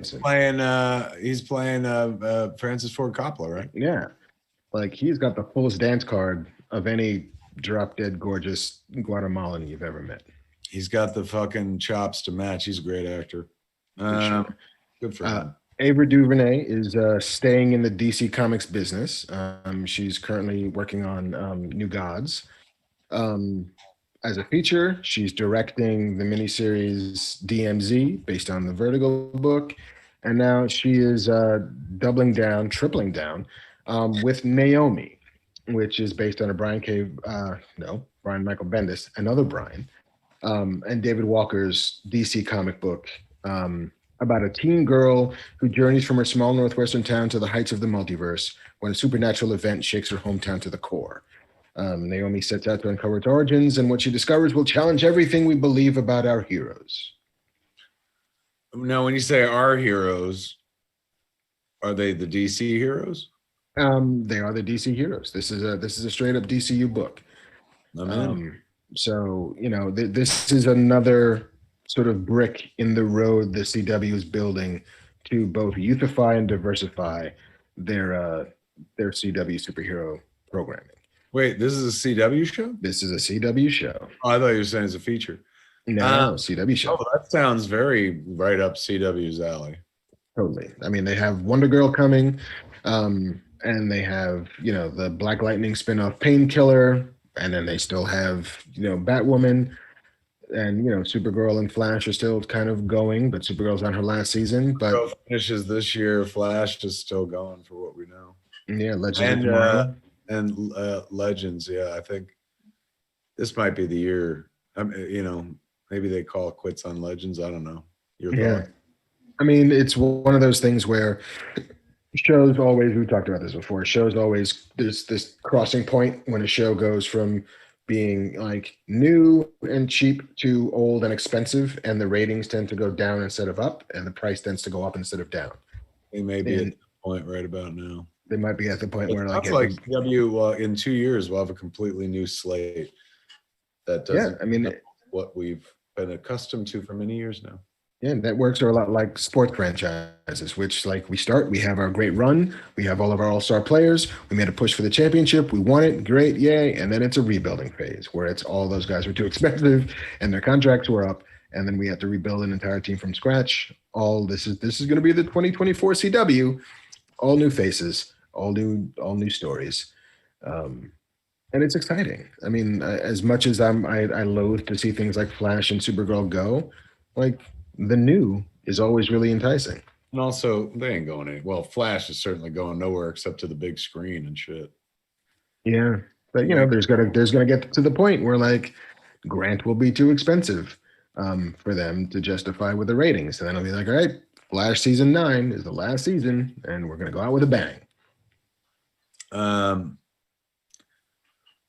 Yeah, it makes sense, I guess, but it's a bummer to watch the shows. I mean, this must when they said, hey, this is the last season for Supergirl, I was like, oh, this is what all those people who liked Arrow felt like when Arrow was done and stuff. The notion of but why does it have to stop? One day that'll happen with Flash as well. It will, but the good thing seems to be that these shows get to end on their own terms.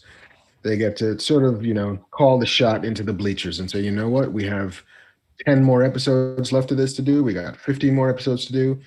We can wrap up this story in a way that feels good and right and appropriate for us and for our audience in ways that are far less tragic than, oh, we just canceled it. Oh, we're just not doing anymore. It's yeah, but you had a cliffhanger. Yep, sorry.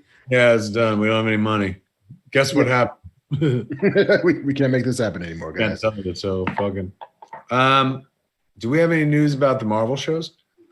The only news that there was about the Marvel shows was that the 15th of January, allegedly for WandaVision, that Natasha Romanoff's sister, Yelena, I believe, from the movie Black Widow, might be appearing in other shows, namely Hawkeye.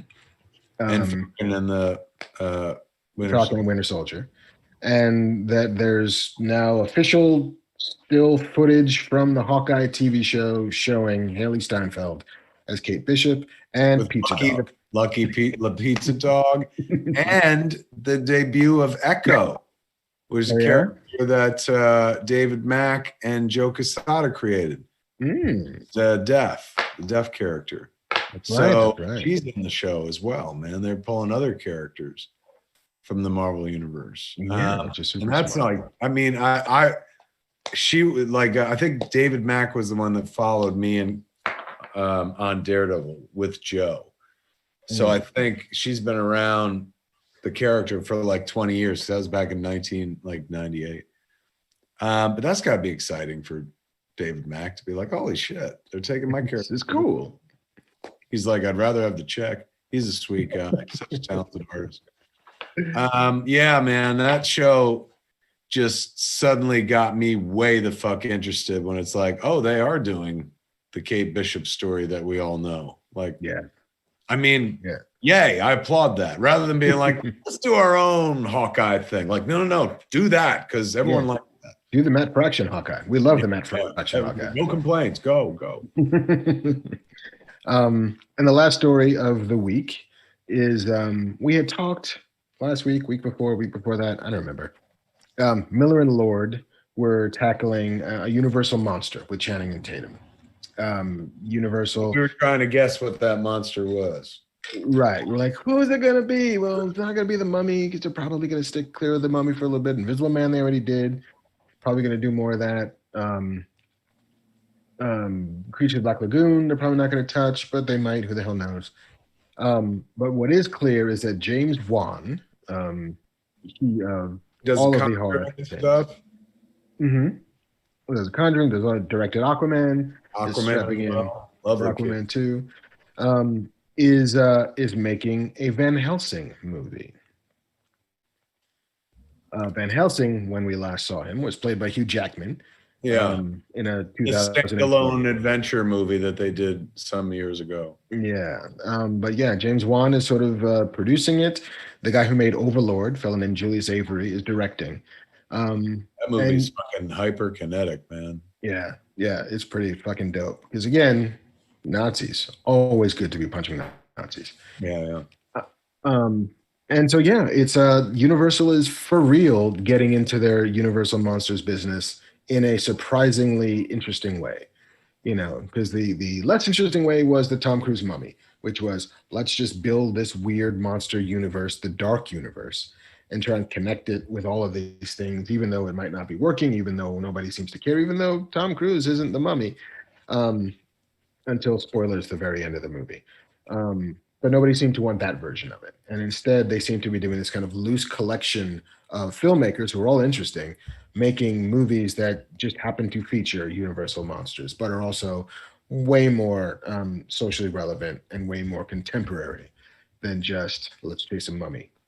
I'm telling you, man, if they set a high bar with The Invisible Man.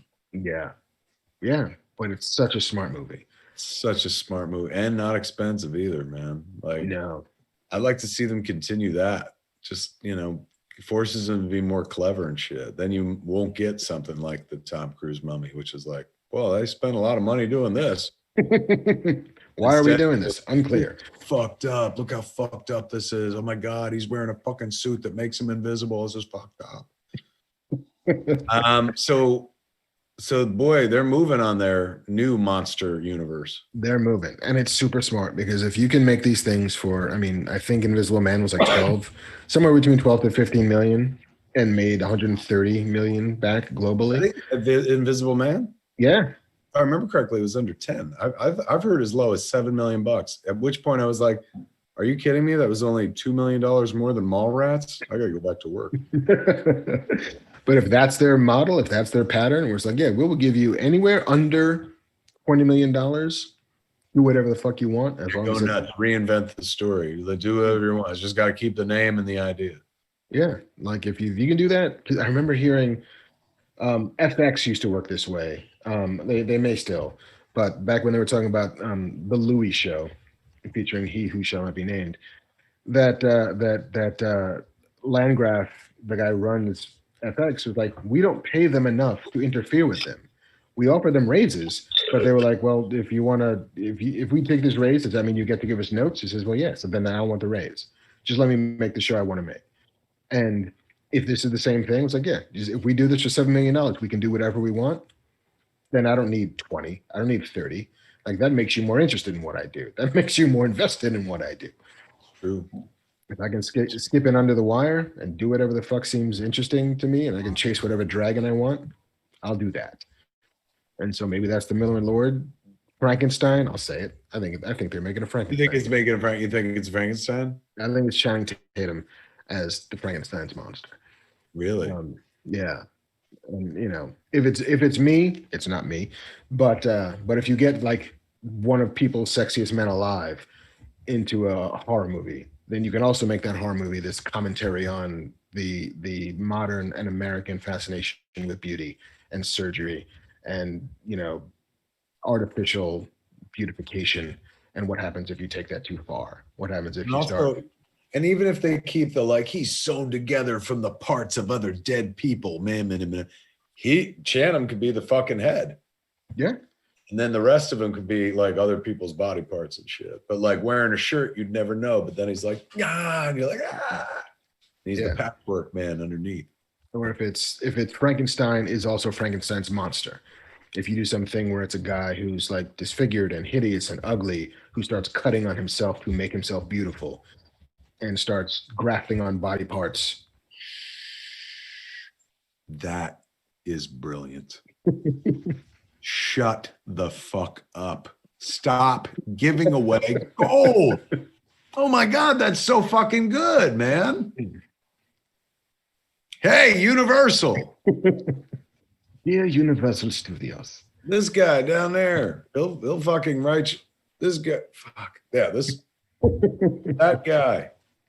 That's a great idea. All right, that's all the news. That's all the news, brother. JC, it's time for you to hit the stage. Give us an update. How are we doing on the movie? $5,256. So we've more than doubled it. Wow. Congratulations, kids, and thank you. The good folks at Stand Up to Cancer, thank you as well, man. Well done, everybody, for a quiet Saturday night at home. We got a lot accomplished and shit. But we're not done. No. We got three questions that we're going to take from you, the audience. And JC, to make it fair, he's going to be the guy that picks. JC, what do they want to know? All right.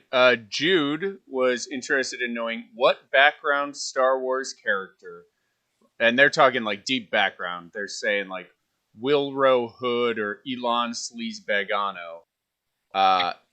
Wilro Hood being the ice cream maker guy in the orange suit from Cloud City, and Elon Sleazebagano is the Death Sticks guy. Right. Would Kevin Mark like to see on The Mandalorian?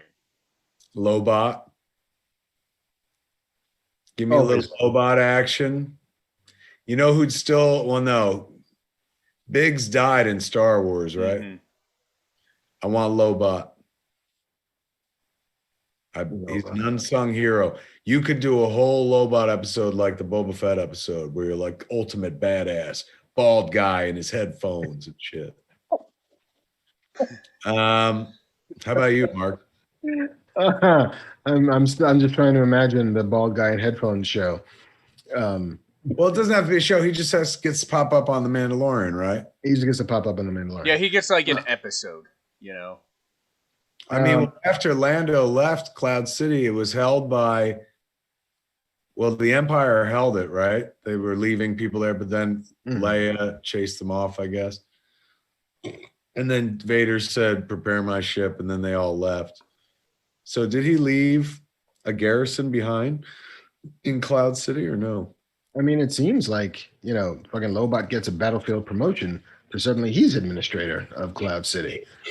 Like, the other guy just fucking left. I'm the only one with the keys. I'm the one who knows where everything is. Why don't I run it? And he's just like, and he fucking runs the company the same way he behaved in Empire. He's like, when he needs something done, he just goes. And everybody fucking moves. And they're like, do you want to talk now, sir? And he's like, and that's it.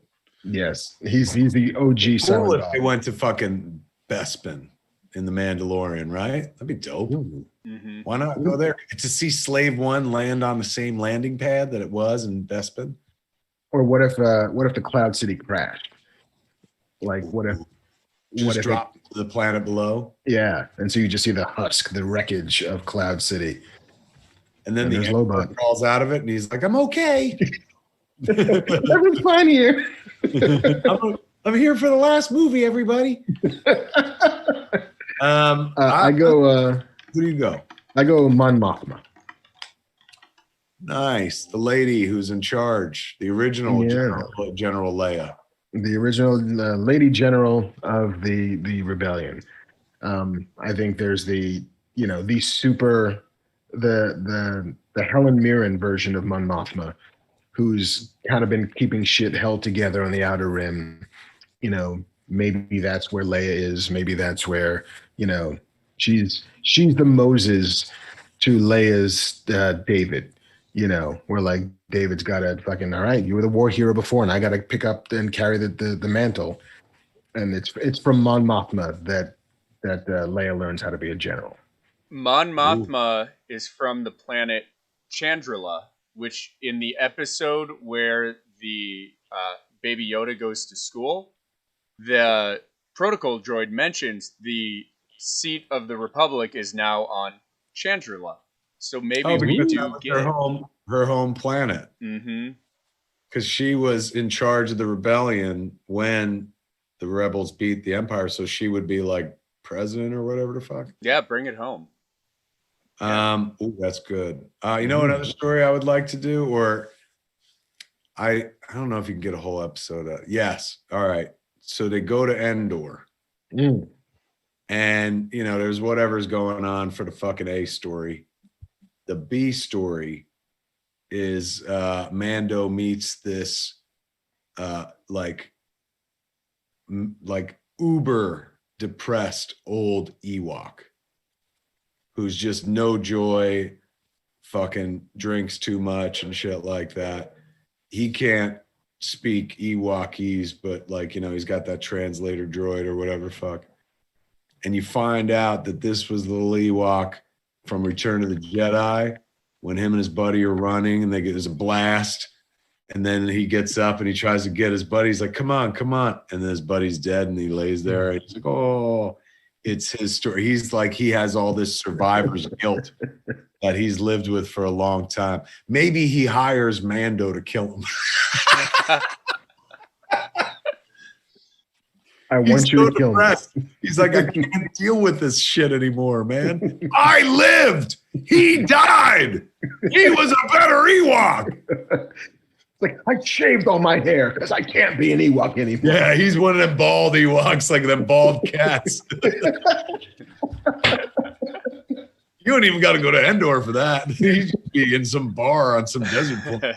Like, why are you so small and oddly patchy and kind of bald and ew? I left. I lost my hair. I lost my pride. Johnny's got his hair. Johnny's got his pride. Put a little moonstruck in there. Nice. They call me Raisin. Look at me. Great question. Yes, thank you. Next one, Z Howard, 1992. For Kevin, what fictional character would you like to get high with? And for Mark, what fictional character would you like to get drunk with?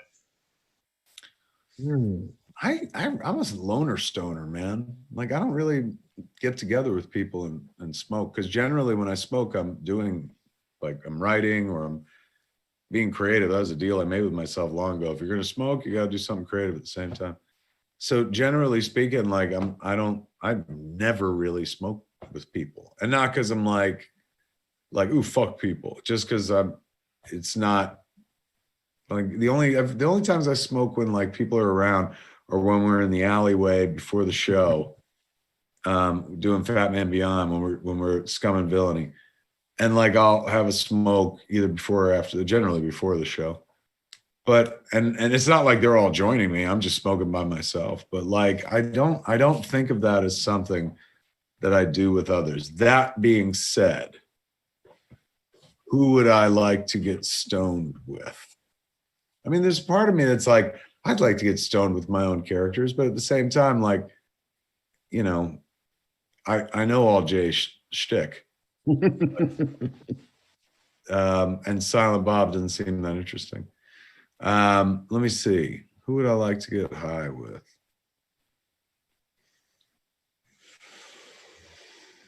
Batman. That'd be amazing.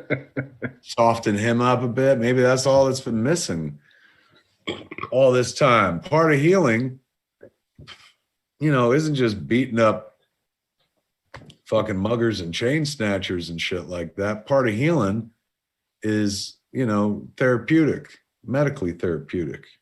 So I'd like to get high with Batman. Oh my God, that'd be amazing. I'd be like,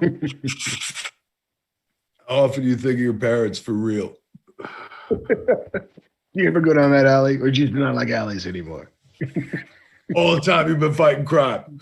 Did you ever have to kick someone's ass in crime, Alan? If you did you beat them a little more severely?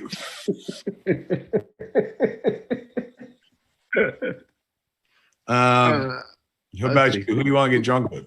Who do I want to get drunk with? I feel like you want to get drunk with somebody for whom the night will ultimately become unpredictable in ways that you were not prepared for.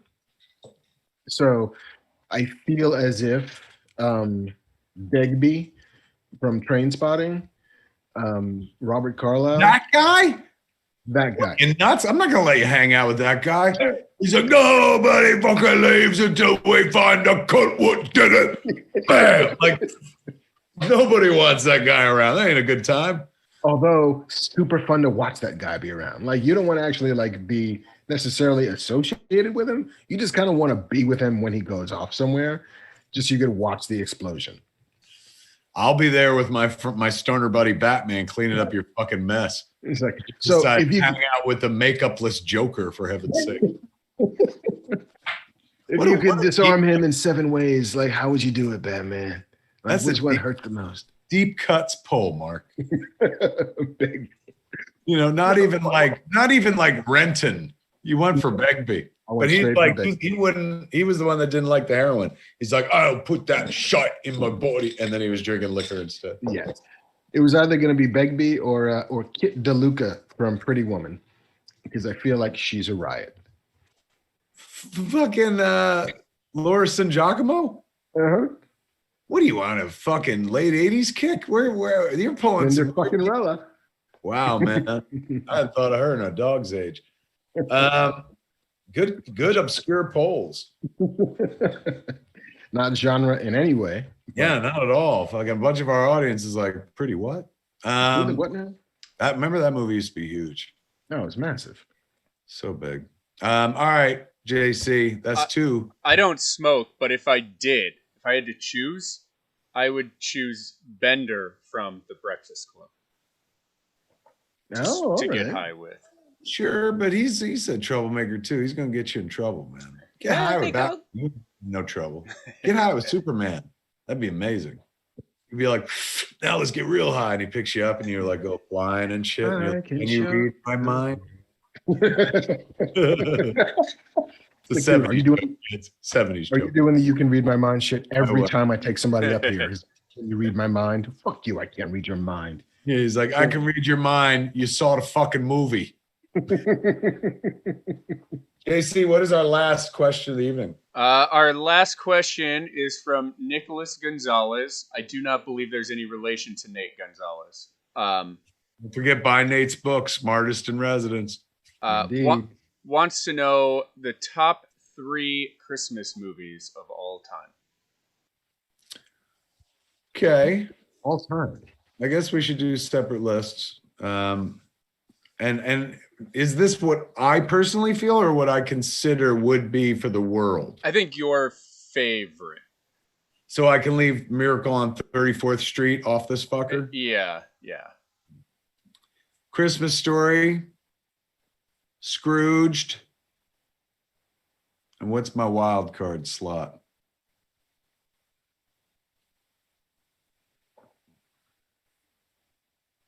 Die Hard. You? And not in that order necessarily. Those are my 3. The movies that I feel I need to watch every year or it's not Christmas. Die Hard is on that list for sure. It's a Wonderful Life is on that list. You still watch that movie? I do. Yeah, I do. Because it's so fucking dark. It is so much darker than it gets credit for being, you know, especially if you imagine that everything happens afterwards. Because, yeah, he committed suicide on that bridge. So this is his version of heaven. That's true. And, you know, it's not a movie. It's 28 minutes long. But How the Grinch Stole Christmas, the Dr. Seuss, the Chuck Jones animated version. I don't want any movie of it. Like, and I saw the Cumberbatch. I saw the Mosier movie, and it's pretty good. Are It was just like in the top 10 on Netflix, like for the last 2 or 3 weeks. I was happy for. Yeah. But the Yeah, OG you throwaway. got half an hour to fill versus 90 minutes. Yeah.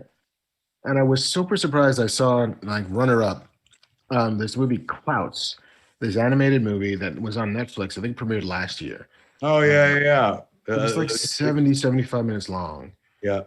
But really adorable. And this really interesting, just kind of reframing of the Santa Claus myth. I found kind of enchanting. So yeah, those are the ones. Scrooged, man. I can watch Scrooged once a month, every month. Like I try to live my life like Bill Murray, like Bill Murray's character in the last 10 minutes of Scrooged.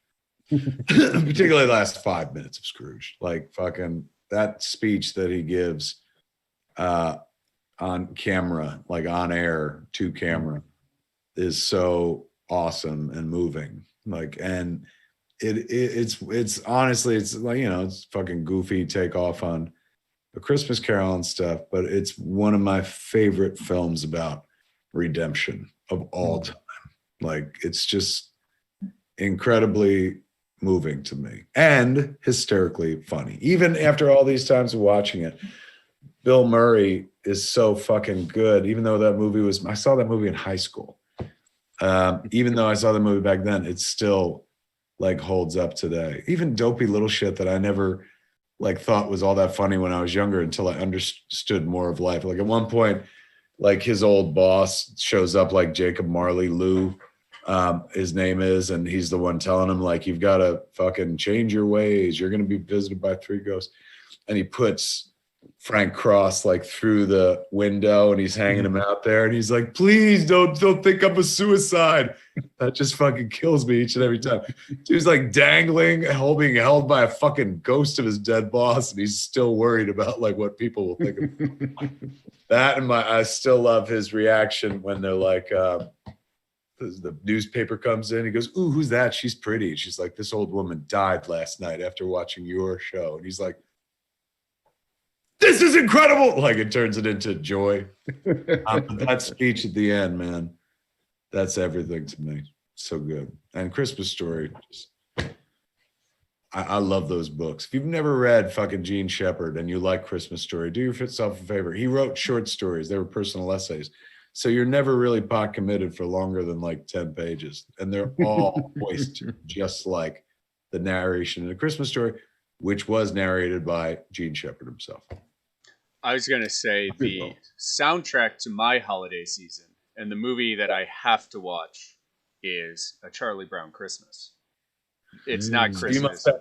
You must have Apple TV now to do that. They let it air on PBS. They actually retracted and they let it air on PBS. CBS was the home of that for my entire childhood, man. And I, as a kid, for the first, I would say 17, 18, maybe 20 years of my life, I watched it every single year because, well, probably not because we got cable at a certain point and then VHS tapes. So let's say for the first 12, 13 years of my life, I for sure watched it while it aired because we didn't have like, oh, they're going to rerun it next week. It's like, no, they'll rerun it next year. So either you see it now or you don't see it and shit. Those days are gone, man. Now it's just like, at one point I was like, oh, I want to watch Saturday Night Live. And I was like, go do your show. You can watch it fucking afterwards, like on YouTube. It'll be there.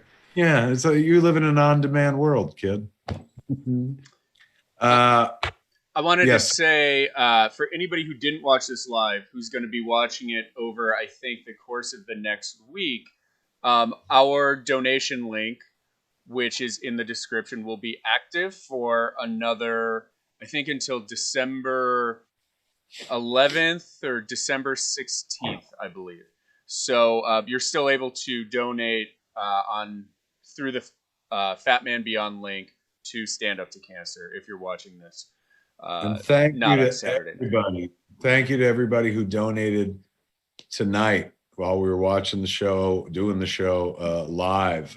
We were hoping to get to $2,500, but you guys let us down and went way beyond that, doubled it. So Heavens, man.